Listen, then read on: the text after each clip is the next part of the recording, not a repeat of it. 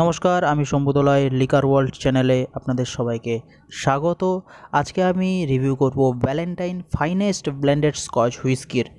যদি আজকের ভিডিওটা ভালো লেগে থাকে অবশ্যই like, comment, share and subscribe করবেন লিকার ওয়ার্ল্ড ইউটিউব চ্যানেলটিকে। এবং যদি আপনারা ভিডিওটা ইউটিউব থেকে দেখে থাকেন তাহলে অবশ্যই ফেসবুকে শম্ভুদলয় প্রোফাইলকে অবশ্যই ফলো করবেন।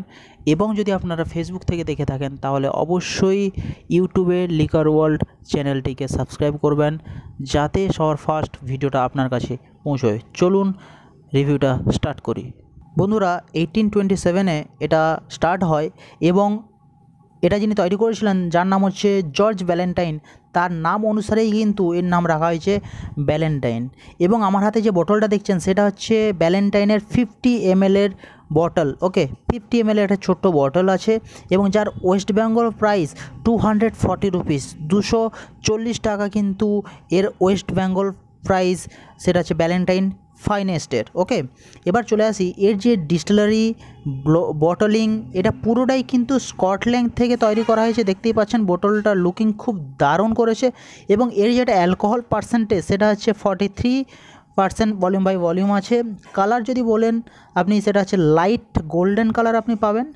এবার চলে আসি এর নোজিংটা পাবেন, সেটা হচ্ছে ফ্রুটস এবং অ্যাপেলের একটা খুব ভালো একটা ফ্লেভার পাবেন।